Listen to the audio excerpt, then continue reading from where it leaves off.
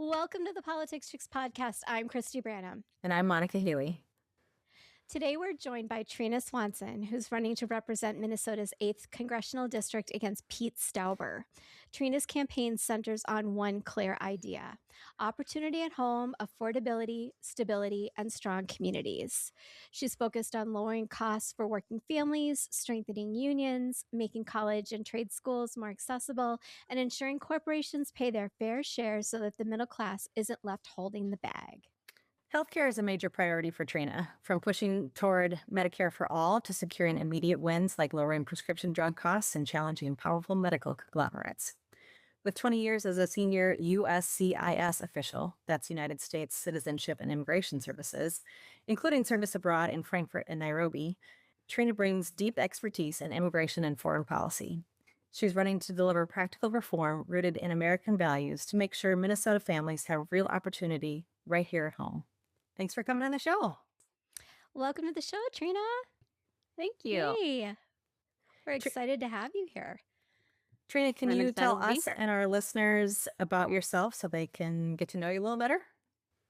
Sure, Where absolutely. you grew up, what shaped you, what made you decide to run for Congress? All very good questions. So I grew up in Hermantown, graduated from Hermantown High School. I grew up with a sister and a brother and two incredible parents that really helped shape me. I watched them struggle, quite honestly, with very middle-class, blue-collar jobs. My mom was a nurse for 42 years, and my dad was a carpenter and then worked at the paper mill. But it was hard to pay the bills with those two jobs, and they worked really hard at them. And so I was really, really blessed to have parents that pushed us to follow our dreams. And did whatever they could to support us. And so that meant going to college and then law school in St. Paul. And that really kicked off my career in public service. So what made you decide to run for Congress? Make this crazy decision to run for Congress is your question? So I think because I had always worked for the U.S. government. I had a career of 25 years as a public servant. And we would uphold the rules and values, regulations, policies of whatever administration was in office. And in normal times, that worked, right? Because we had leaders that were reasonable, that was looking out for the best interest of the agencies and the employees. But yeah, it was a bit stifling because I was not able to advocate for what I thought was right and what would be the best way of doing things and serve the people of America in the best way. And so I got to a point in my career when DOJ came in and suddenly everything was turned on its head. I was not allowed to have a town hall with all of my staff at one time. I was not allowed to put any guidance in emails because they didn't want to meet. I literally had to ask permission to buy paper and pens. And it was denied the first time because we did not justify why we needed paper in a government agency. And so the final straw was honestly being asked to check on a visa and see what I could do with a pending visa in an office where I had a director located abroad. And so I quickly realized I was going to be asked to do unethical things or illegal things or unconstitutional things. And I was not going to be willing to do that. I had a 25-year career with integrity. And so I made the really, really, really difficult decision of leaving a career I loved that I thought I would be in for another 15, 20 years. And I took retirement. I was one of the blessed ones. I was able to retire and have health care, which we all realize how important that is in this country. And so I retired and I started my own immigration law firm with two colleagues that resigned from USCIS. And we are fighting back from this side for everyone being, targeted out and singled out in the Twin Cities right now. And then made the decision to run for office. So I'm watching Pete Stauber not represent Congressional District 8, not representing the people of northern and central Minnesota, merely being a rubber stamp for this administration and Speaker Johnson, and really hurting the people that he's supposed to be showing up for. And so that's why I decided to run, and we're going to unseat Pete in November. Yeah, you are. Yes, we are. Let's fucking go. Yes, let's do it. Yeah. I've always admired people who are willing to take that leap and just step up to the plate and run, because that's really putting yourself out there. I mean, that puts you in a pretty vulnerable position. And I Oh, think it I've takes been a lot of called the C word courage. a lot in the last 2 weeks. You know, what is up with that? It is unbelievable. That is a word that never, ever, ever was said, or even it was always the C word. It was never even said out loud. I cannot believe the prevalence of that word. And you're in good company because Maka and I get called it regularly by people. We get private messages from nutcases that I'm throw sorry. the C word around. And But we're yeah, not running for office either. right, right. So yeah, it is despicable, and it just goes to show you how the modeling of convention and manners and decency has gone awry in government and in Washington and in the White House, and how little people are valued treating other people with respect and consideration. So I think that says a lot. And your district is huge. I was looking at it on the map. It is massive. It's everywhere from the Boundary Waters to the Iron Range. And so that's going to be a lot of unique issues that's going to need representing as far as your constituents go. So why don't you talk about the priorities of your platform and why they'll matter to the people you'll be representing? Sure, absolutely. I am a little bit worried about my 2019 Jeep making until November with all the driving that I'm doing. It is a really, really large district, but it's also an amazing district, right? To just meet all of the people, hear from them, and share what my plan is for this district to make it better and really support the people. So first and foremost is affordable and accessible healthcare. And so I'm watching my parents struggle with this, right? My mom had a stroke back in 2018. The hospital where she was suddenly laying sick in bed fired her after her FMLA period ended. She found herself without insurance and needed to go on Cobra, which, it was like $1,800 a month. And my dad had retired early because the paper mill shifts were really hard on his body, and my mom was carrying the healthcare. And so suddenly you find your parents without healthcare after working their whole lives. And what do? Right? We're all one medical condition away from bankruptcy, quite honestly, or deciding not to pay another bill and pay it. And so really medical care and healthcare should be a right in this country that's not dependent on an employer or your age or where you live. So I will fight for Medicare for all or single payer health care. But that's going to be a battle. We saw that when Obamacare came out and wasn't what we needed it to be. So there are some quick wins that I'll push immediately. That's to lower prescription costs. I look at other countries that are paying a fraction of what Americans pay for the same drug. And it's all because we have these lobbyists and these CEOs in the back pockets of our Congress people. We can also look at these medical conglomerates that have overarching power to negotiate with our insurance companies and say, this is what I'm charging. And you live in a community with only one healthcare system. And so that's what they agree to pay. We need to use our antitrust laws for that. And then next is just our affordability crisis, right? We're all struggling. We're all deciding, at least I'll speak for myself, right? Like, which bill do we pay, or how can I ensure that I have enough to give my kids what they need at the end of the month, or support my parents who are living off Social Security? People need to be able to afford their lives, stay where they're living in their communities, and have opportunity for good paying jobs. I think with that comes really strong unions. And I love to hear Stauber and Trump say that they're pro-union, which could not be further from the truth. I was working at USCIS when Trump signed an executive order terminating my agency's union overnight. Stauber didn't say a word. So suddenly we could not bargain with them. I didn't have to recognize them. And all of that collective bargaining power went out the window. So we need strong unions. We need leaders that support unions, which is what built the middle class in Minnesota.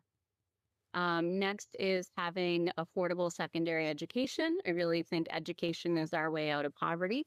So whether that's a 4-year school or a trade school and an apprenticeship program that leads to a good paying job is critically important for our kids in the next generation. And then just why do we keep passing tax breaks for the 1% on the backs of the middle class, right? This big, Right? beautiful bill is insane. And Right? so we need a representative that's not going to enrich the 1% even more. Well, we're all sitting here struggling without livable wages, without affordable health care, without grocery prices that aren't rising astronomically. I just think affordability is the most critical issue along with healthcare right now. Yeah.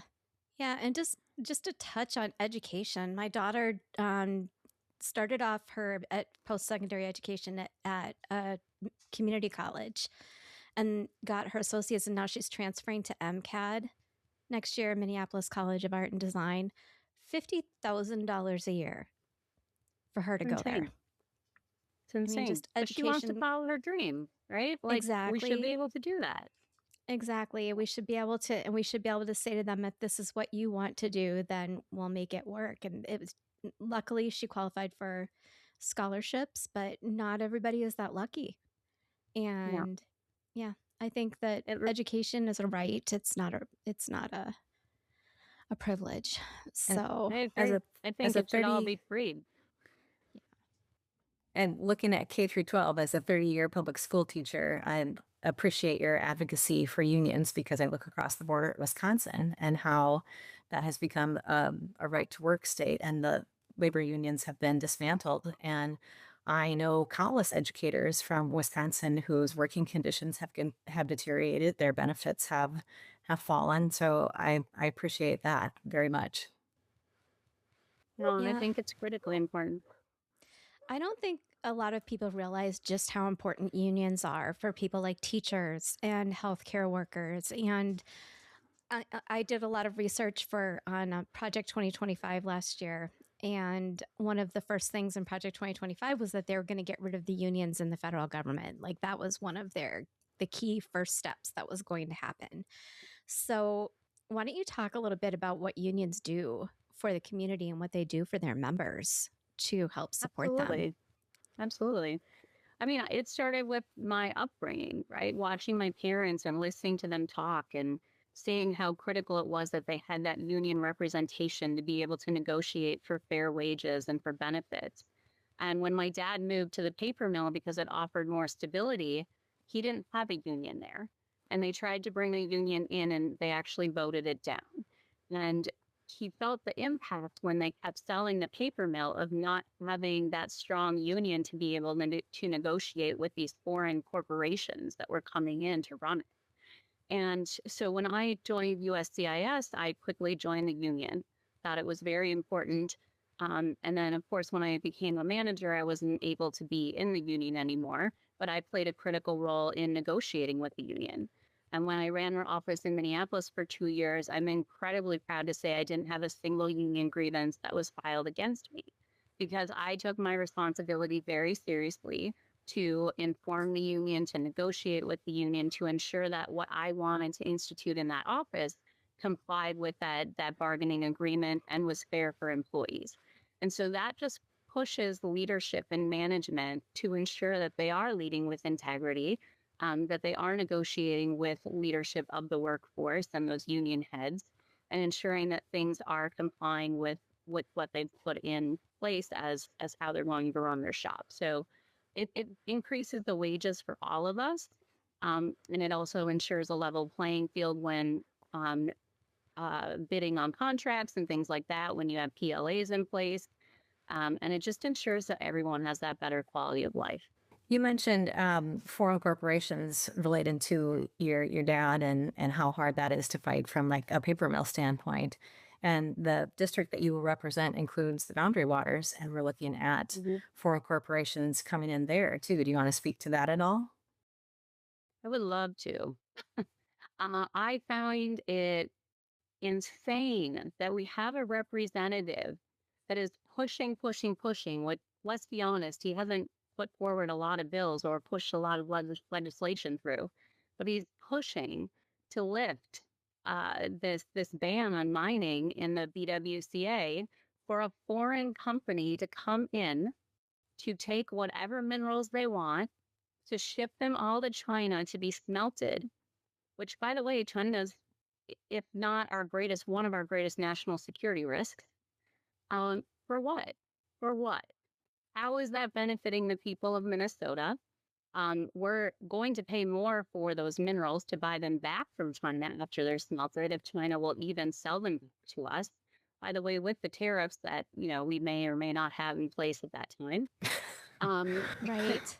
And I just don't understand it, right? I mean, I'm all for like using science and, we are as a state, we've had mining and environmental protections at the same time. It doesn't have to be an either or game.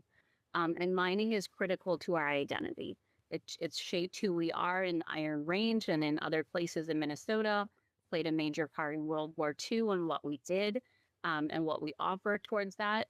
And it's brought really good paying jobs to people that were, much higher paid than other jobs in those regions, right? We care about mining and we can do both. But this one in the BWCA that's going to be spearheaded by a foreign corporation that doesn't care at all about our land is really shameful. It's really shameful. And I just don't understand it, why he's pushing something like this.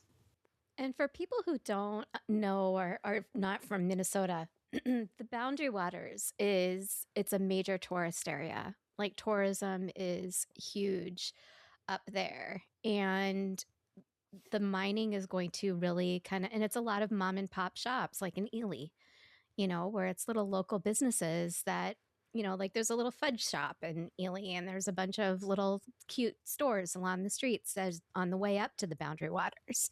And it's one of our state's most beautiful natural resources, and it's breathtakingly beautiful up there, breathtakingly beautiful. And to even think about the fact that that Pete Stauber would sell that out and destroy it just angers me to my core. I think it's worth mentioning that it has been protected since 1909 under Theodore Roosevelt, and 4 of his living descendants wrote an open letter to the United States senators imploring them to keep it under protection and to vote to protect the Boundary Water. So thank you for what you will do on your part to do exactly that. Yeah, it's so frustrating to see issues that are critically important to people being used for political points and political volley, right? And I just continue to see him take issues and take action or make statements trying to gain those political points and votes in November. And they're just the wrong ones. It's hurting people in Minnesota and it's also pitting people against each other.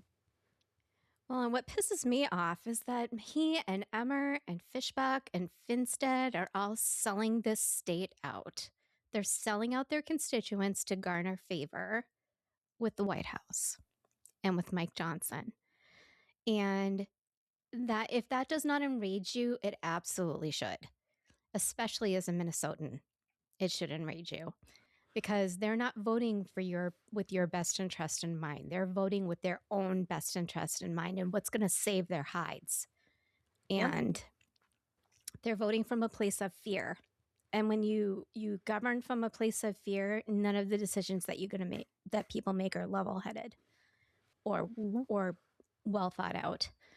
So, all right, I think you're up next, Monica, and I'm going to be cutting parts of this. So if we're like stopping and going, it's totally fine. That's not going to be part of it. But,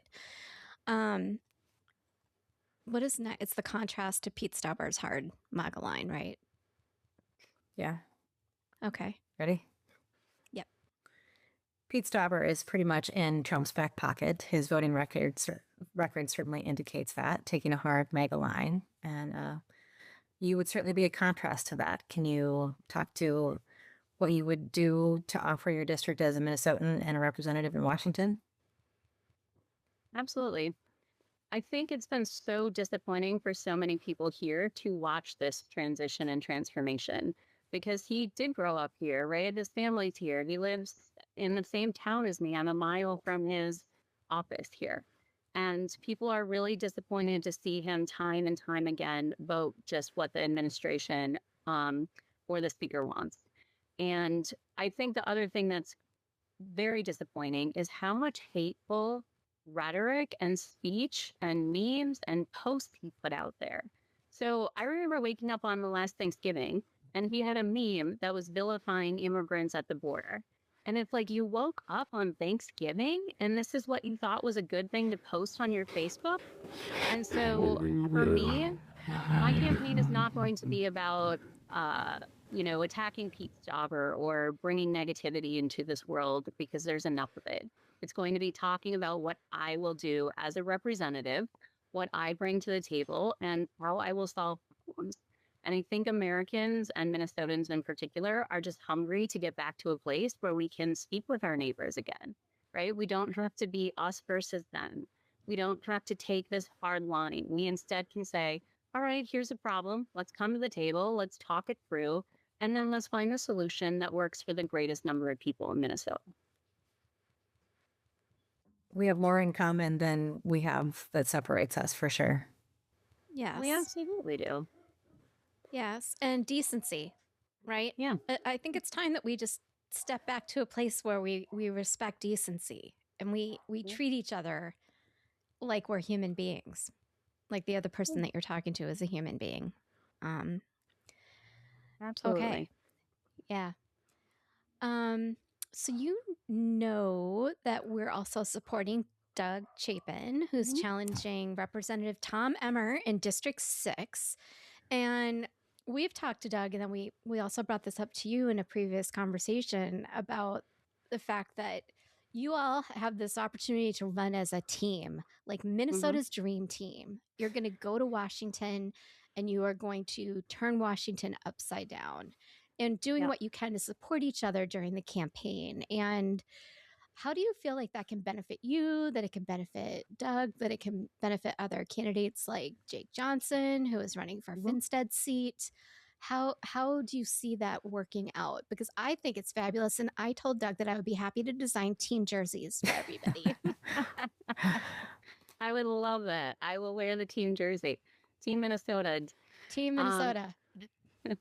So I think it's awesome. I am so energized when I'm able to connect with the others running and we're able to talk about what we're doing and how we're going to bring real change.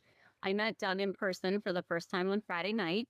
So I made sure to get down to Andover. I was there late. I was like, I need to meet Doug. I need to meet these folks. I had one township in that Senate district that actually fell under CD8. So I was able to meet Athens Township folks, which was awesome. And it was just so energizing. And there's just so much positive energy right now to get these folks out in November and to have real representation in Minnesota. And even beyond that, there's a whole slew of former federal employees that are now running for office. I mean, I think over 30 of us around the country. And so I have a signal chat with a group of them, and we're talking about things like, how's it going for you? How'd you figure this out?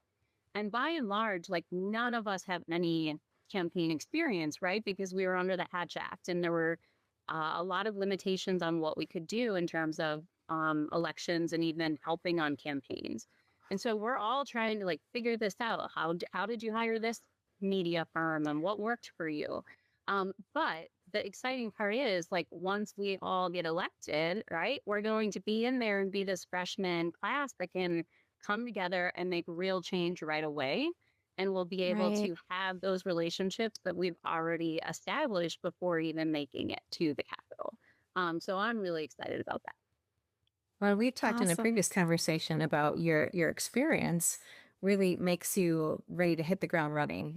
You won't be so inexperienced that, you spend the first 2 weeks looking for the cafeteria. You know how things work, you know how to get things going. And I think that makes you a great candidate. She's plug and play. Plug and play. Yeah. I drove by the Capitol every day on my way to the work in my last job in DC. And so now that really like resonates like, all right, this can happen, right? I can be in there and I can actually bring change to Minnesota. As someone who you worked abroad, you were in Nairobi, I believe. Yep. Where else did you serve overseas, or was that it? Frankfurt. Okay. Germany. So serving as a U.S. representative overseas, as a state U.S. official, gained a unique perspective, right? Mhm. Because you gain the perspective not only as an American, but observing the people in the country where you were living and what their perspective is on Americans. Mhm. As someone who has done that and worked as part of the Foreign Service, how are you feeling and reacting to what's going on in Iran right now? Yeah. So I was there representing U.S. Citizenship and Immigration Services in both of those posts, and our work was critically important in ensuring that the right folks were getting immigration benefits that qualified, while also upholding our national security, which was a huge responsibility and one that we took very, very seriously because we all want a safe America too, right? And so it was twofold in upholding our values as America and then ensuring that we protected our borders and our American citizens. And I also quickly learned why we spend money the way we do. So some of it is out of the goodness of our heart, but most of it really is because we want to keep strife or we want to keep diseases off of our soil. And we're strategically engaging with people in a diplomatic fashion so that we build up our allies and can really get done what we want to get done, and we can combat outside influence from places like China and Russia that we know don't have our best interest at heart. And so I've learned a lot from that. Watching what's happening right now in Iran is really troublesome to me. We have checks and balances for a reason. We have congressional weigh in on when we go to war, right? We look at our intelligence, we use our intelligence agencies strategically and learn everything we can about what's happening. And knowing how many people left the government or were pushed out of the government that played really key roles in our intelligence and how we function as a country, and even within the State Department, does not give me a lot of confidence in what's happening. And I do want to point out, I mean, two things. One, you know, we support our troops 100%, and really want to recognize the family and friends that have lost loved ones because of this attack on Iran. And two, looking at our U.S. citizens and our foreign service people and other agencies that are at these posts, and they're not getting support. So you generally, when there's an emergency like this, there's a war, there's a real imminent threat. These embassies will have ordered departure so that all of their employees are sent out of the country before they're put in harm's way. They also have ways to get U.S. citizens out that are living there. Today, we had Huckabee go on and say that, I'm sorry, we can't help U.S. citizens get out of Israel right now. Basically, good luck, you're on your own. Yeah. That's not how we function. So we protect American citizens wherever they may be in the world. We protect our people that are serving as public servants or serving in the military, right? And yet we right now have an administration that just doesn't seem to know how to do any of this or doesn't care to do it. So I'm very disturbed by it all. And look, Iran, was Alatola, was Khomeini a good guy? No. Like um, I interviewed an Iranian terrorist group in my career for many, many months that was trying to overthrow this regime and would talk about all of the terrible things that they experienced in Iran. I don't think anyone thinks that the leadership was doing good things for their people. They're suffering under him. We have women without rights. We have a lot of issues in Iran. But we can't go meddling in all of these foreign countries without good reason to. And I'm fearful of this administration just going into countries like Iran and Venezuela before for financial gain, right? For oil, to line the Yep. pockets of all of the companies that have defense contracts, right? That aren't making enough money because there's not enough turmoil in the world right now. And Follow so the money. it's corruption, right? It's not Yeah. about the Iranian people. If he actually cared about protesters being killed, he would care about the two Americans murdered in the streets of the Twin Cities for blowing a whistle and honking a horn. So it's just watching this unfold and how little support there is for American citizens abroad, both those working and those living, and our troops, and saying, well, this is just going to happen. There's going to be more. Has he called the parents of those families? Has he made any statements? reflecting the sacrifice that they've given for our country, I don't see it. And I don't really see Hegseth going out there saying much either, other than it's going to happen.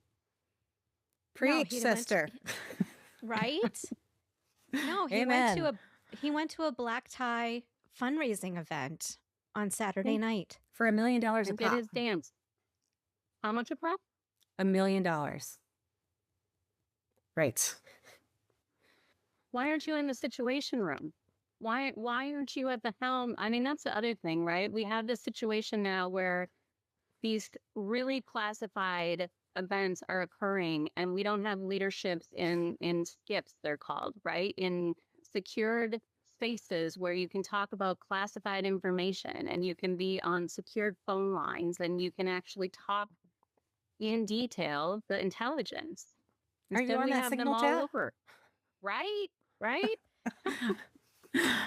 would have been fired. I would have been fired in a blink of an eye. Yeah. Well, speaking of fired, Kash Patel decided on Thursday it was a good idea to get rid of half the people who specialize in Iranian intelligence from the FBI. Yeah. Literally on Thursday. Yeah. I mean, Caroline's. the incompetence and the, I can't even, because I'm going to start swearing left and right. I mean, it is utterly befuddling how we're in this situation right now, and how people think that anyone that is part of this clown show is deserving of the position that they've been put into. I mean, it just, ugh. And this is exactly why we're here lobbying for people like you to go represent us in Congress. We need serious leadership in Washington. I mean, and not people who are taking a crap ton of PAC money and taking money from lobbyists to win their seats. I mean, it just, yes. I mean, I believe PACs serve a place, but there's far too much PAC money flying around that is influencing decisions that are being made in Washington, and that's not right, in my opinion. Absolutely. I mean, until we take money out of politics and elections, we're going to continue to see the same type of representation, right? We have people that go into Congress as a career and not as a short-term job. And so you lose touch with your constituents the longer you're in there. And then let's be honest, when you have to run every 2 years as a representative, you're just thinking about where the millions of dollars is going to come in for that next election cycle. And you quickly become beholden to the lobbyists, to the deep pockets, to those PACs that are going to give you significant amounts of money. And the cycle continues. And you throw Citizens United on top of it, no term limits. It's all a problem. Trading stock while you're a sitting congressperson. We really, really need to get money out of our politics to have representatives like me that are entirely in the middle class, that know what's going on in their communities, that are watching their parents struggle. Otherwise, we just have out of touch people that keep getting richer. And we look at Stauber's wealth and the wealth he's amassed since he's been in Congress. And you have to wonder where it's coming from. Exactly. Well, we appreciate your forthrightness and just some, as Christy said, some decency and some morality. And if you could say anything to your voters, what would you want them to know about you before they cast their vote in November? Sure. I have dedicated my entire adult life to public service. And I want to continue that, but on the side of being an elected official. And I think I'm uniquely qualified because I understand how DC works. And let's be honest, how it doesn't work. And I'm able to go in and immediately make change and understand that world. But I'm from Hermantown, right? This is where I live. These are my people. This is where I grew up. So I understand the community. I understand what's important, what our values are, what we're struggling with right now. And I also think I'm going to be that breath of fresh air. I think we need to get back to putting community before politics. We need to talk to our neighbors. We need to be able to eat that tater tot hot dish with each other again and not vilify who lives next door because of who they vote for. And we're really on a cliff. We're on a cliff of, are we going to have a democracy? Do we care about due process? Does the Bill of Rights matter? Are we going to be able to have a functioning government that doesn't weaponize federal agencies against political foes and states that don't agree with their political position? I mean, it's a really scary time. And so I ask Minnesotans to not be single issue voters, to not apply a purity test, because I think it's bigger than that. And we need leaders with integrity that are pragmatists, that are going to find solutions to some pretty big problems. And I'm really confident that I can do that. Well, we are too. Otherwise, we wouldn't be on this podcast today. So we're super excited to support you, Trina. I mean, that is, we've kind of committed ourselves to really standing behind candidates that we think have got a shot to unseat Republicans in Washington. And I truly believe that you've got a shot to do this. Me too. We're going to do this. We believe in you. So thank you. Why don't you tell our listeners where they can go to learn more about you and your campaign, and which social media platforms they can follow you on to stay connected and to get involved? Absolutely. My website is trinaforcongress.com, and we just had a new one unveiled on Sunday that is fantastic. Please go look at the events page. You'll see this little like traveling camper around my district that I just absolutely love, because camping's my happy place. And then you can also find me on Facebook, Instagram, X, Threads. I'm missing one, TikTok, which I've had to learn how to use because I'm a little out of that age range. But I'm really hopeful that my social media will get some following, because it's a great way to share my message and who I am and what I stand for when the district is so incredibly big, right? And it's going to take a while to get everywhere in person. So I would love people to go and support my social media. Absolutely. And we'll do the best we can to help boost your posts on social media as well. We oftentimes will go and look for your stuff and either comment on it or share it, because we think it's really important for what you say to get out there in front of people. So thank you. Great. Monica and I take that responsibility very seriously when we talk about who we're supporting and how we're going to support them. So thank you so much. Ladies are doing great work. We're trying. We're trying. Thank you so much for coming on the show today. It was so fun to have you. Thank you. It was fun. Hopefully I can come back again in the future, and I really appreciate it. Well, I've got little wheels going in my head, and as soon as all of the nominations are locked in for all the districts, I would like to have all 4 candidates in. So you and Doug and whoever will be running against Fishbach and Finstead, and have the Minnesota Dream Team on, and we'll have a podcast with all 4 of you on, so that we can show the world that, you know, together we're stronger. We're stronger when we work together. So yeah, absolutely. That sounds great. And I like the idea of Team Minnesota, because it really is people that are for Minnesota and Minnesotans. So thank you for that. And thank you for coming on the show today. Minnesota has an opportunity right now, a real one, to turn the page with candidates like Trina Swanson, Doug Chapin, and other Democratic leaders stepping up across the state. Voters have a chance to replace the old guard who have chosen to prioritize serving Trump and his oligarchy over serving the people of Minnesota. This isn't about party for the sake of party. It's about representation. It's about sending people to Washington who understand that their job is to fight for working families, protect our water and our public lands, defend our democracy, and actually show up for the communities they represent. Agreed. And Minnesotans deserve leadership that answers to them, not to Mar-a-Lago, not to corporate donors, and not to political strongmen. The ballot this year is more than a list of names. It's an opportunity to demand representation that we've earned and the future that we want. If you're finding meaning in the stories that we're sharing, if something moves you, challenges you, makes you see the world a little differently, please like, comment, and share. It helps more than you know. It puts our work in front of more sets of eyes and goes miles in helping us grow this amazing community. And follow us everywhere at the Politics Checks on Substack, Blue Sky, Threads, Instagram, TikTok, and Facebook. And if you're hearing weird noises, it's my cat. But thanks for being a part of our community. Keep shining your light so we can find each other in the dark. And remember, we're stronger together. Thanks, everyone. Thank you. Thanks, Trina. Thank you. We'll see you soon. Sounds good.